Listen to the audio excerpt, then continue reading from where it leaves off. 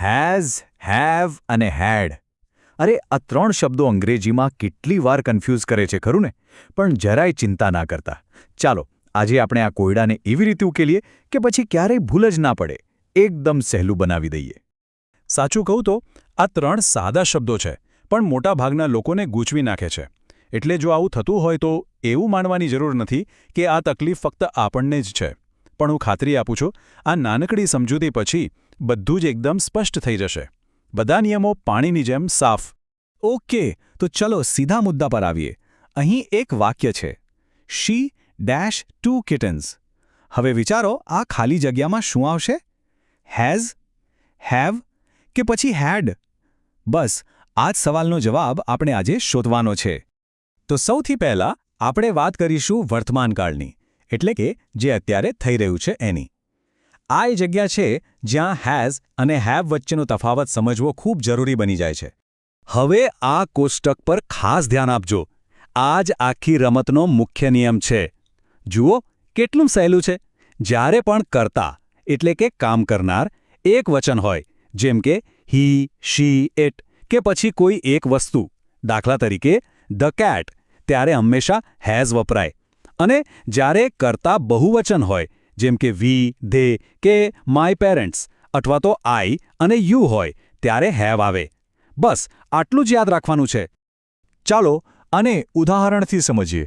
ડાબી બાજુ જુઓ, ધ કેટ એટલે કે એક જ બિલાડી, તો શું આવ્યું?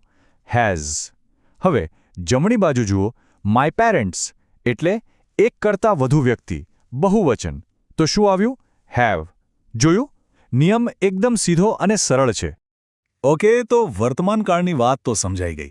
હવે વારો છે ભૂતકાળનો. અને અહીં તો એક સારા સમાચાર છે. ભૂતકાળમાં હેઝ કે હેવ જેવી કોઈ માથાકૂટ જ નથી. અહીં તો બસ એક જ શબ્દ છે જે બધે ચાલે, અને એ છે હેડ. હેડની સૌથી મજાની વાત શું છે ખબર છે? એને કોઈ ફરક જ નથી પડતો કે કર્તા કોણ છે. ભલે આય હોય, હી હોય, શી હોય કે દે હોય, કોઈ પણ હોય. જો વાત ભૂતકાળની છે તો બસ આંખ બંધ કરીને હેડ મૂકી દેવાનું, હંમેશા, કોઈ પણ અપવાદ વગર. એટલે આ નિયમ મગજમાં એકદમ ફિટ કરી લો. ભૂતકાળ એટલે હેડ. બસ વાત પૂરી. કોઈ અપવાદ નહીં. આનાથી સહેલું તો બીજું શું હોય, ખરું ને? સારું, નિયમો તો આપણે સમજી લીધા, પણ સાચી સમજણ તો પ્રેક્ટિસ કરવાથી જ આવે, નહીં? તો ચાલો થોડા ઉદાહરણો જોઈએ, જેથી આત્મવિશ્વાસ પણ વધી જાય.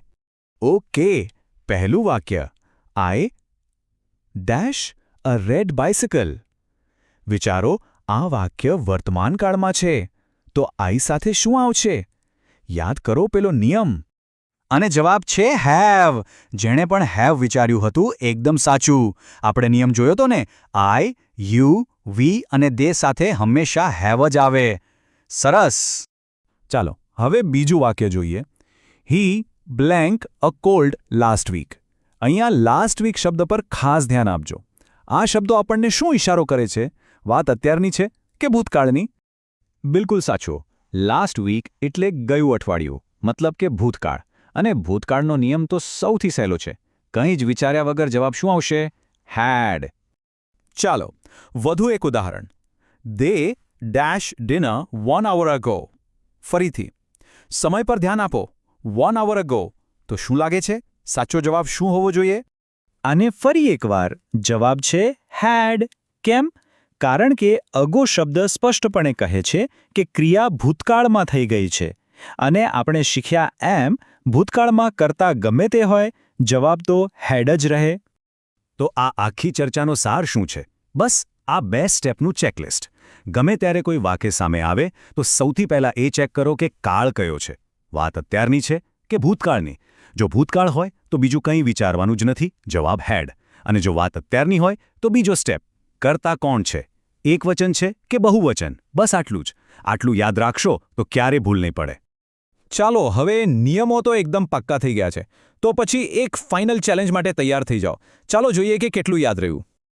તો આ રહ્યું છેલ્લું વાક્ય. John and I blank finished our work. આ થોડું ટ્રિકી લાગી શકે છે. શાંતિથી વિચારો, અહીં ખાલી જગ્યામાં શું આવશે? જવાબ આપું એ પહેલાં ચાલો સાથે મળીને એને સમજીએ. અહીં કરતા કોણ છે? John and I. મતલબ કે એક વ્યક્તિ કે એકથી વધુ.